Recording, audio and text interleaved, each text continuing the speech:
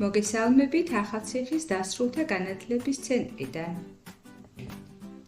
ეთერშია სათემო რადიო, რომელიც ფუნქციონირებს გერმანიის მთავრობისა და დივიის საერთაშორისო მხარდაჭერით, პროექტის მისი ხმის ფარგლებში. პროექტის პარტნიორია გერმანული სათემო რადიო Z.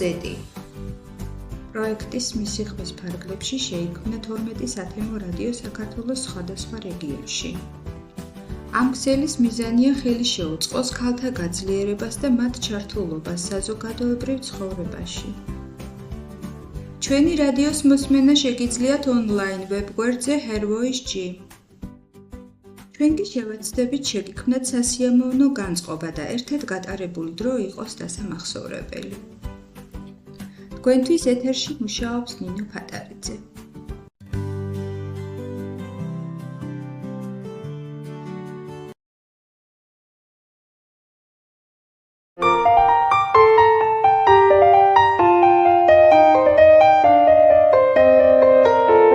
მოგესალმებით ძვირფასო მსმენელებო.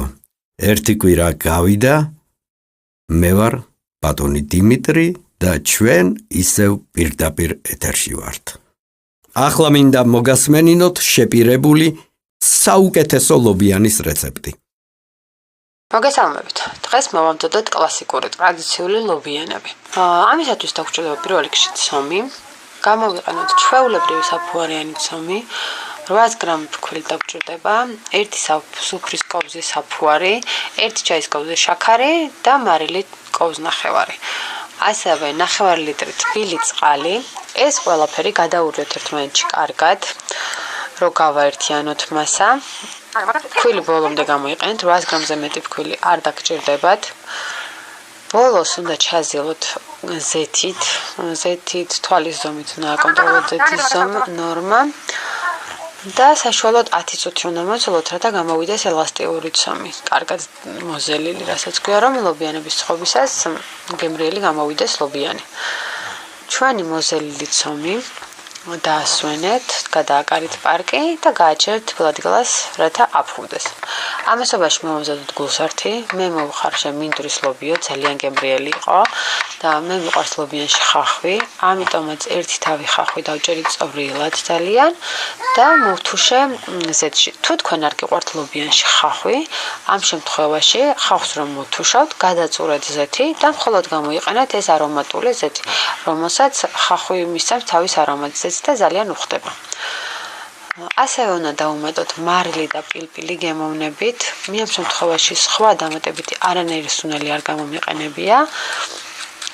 და მოუზილე ესეც კარგად უნდა გადაურიოთ ერთმანეთში, რომ ერთგვაროვანი მასა მიიღოთ. და გეტყვით ერთ საიდუმლოს, გული არ დაგეშლებათ, ცალ-ცალკე არ წავით, თუ ლობიოსთან ერთად მოხარშავთ ერთ კარტოფილს და გაატარებთ ამ კარტოფილს საერთო მასაში გადაურეთ. იქნება ერთგვაროვანი მასა. მადლობა ყურადღებისთვის, ნახვამდის. შენაგაშენა ღმერთმა.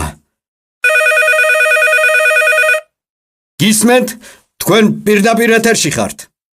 გამარჯობა, მე ირმა ვარ 42 წლის. ბავშვობიდან წერ ლექსებს, მაგრამ არ მიბეჭდავენ. სადაც არ გავაგზავნე, ყველგან უარით გამომისტუმრეს. თან მეუბნებიან ძალიან კარგი ლექსებიაო, მაგრამ აი თქვენთანაც ვაგზავნი. ეს ლექსი გუშინ დავწერე. დიახ, გისმენთ, ვეცდებით დაგეხმაროთ, გისმენთ. სახლი ქუჩის ბოლოს. მე მარტოობის სევდამ დამრია ხელი, ამ ქუჩის ბოლოს ის სახლი დგას რომ გელოდა. და ახლაც გელის და დარდობს, იქნებ ვეღარ ცნობ ნაცნობ ადგილებს, იქნებ შენც მეძებ, მაგრამ არ გახსოვს სად დგას ის სახლი. ამ სახლს კი ახსოვს ყველაფერი, შენი თვალები, შენი ხელები, მას შემდეგ ბევრი გავიდა წელი, გელი იქ სადაც ბევრი წელი გელოდი.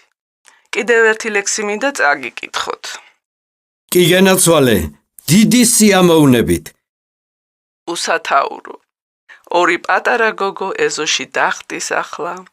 მახსოვს მეც მქონდა ერთ დროს სწორედ ასეთი კაბა, მთელი ქვეყანა ჩემი მეწყო მეგონა ალბათ. მერე თანდათან თითქოს სულ ყველაფერი გაქრა, 2 პატარა გოგო ეზოში დახტის ახლა. მახსოვს მეც მქონდა ერთ დროს სწორედ ასეთი კაბა. დიდი მადლობა, რომ ჩემი ლექსი ეთერში გაუშვით. შეგახსენებთ, შეგიძლიათ გამოგვიგზავნოთ როგორც ხმოვანი, ისე ჩვეულებრივი წერილები და ასევე დაგვირეკოთ პირდაპირ ეთერში. ჩვენი დრო ამოიწურა, ძვირფასო მსმენელებო. შევხვდებით ერთ კვირაში. იმედი ვიქონიოთ, რომ კარგი ამბებიც გვექნება. აბა დროებით. გემშვიდობებით მომავალ შეხვედრამდე.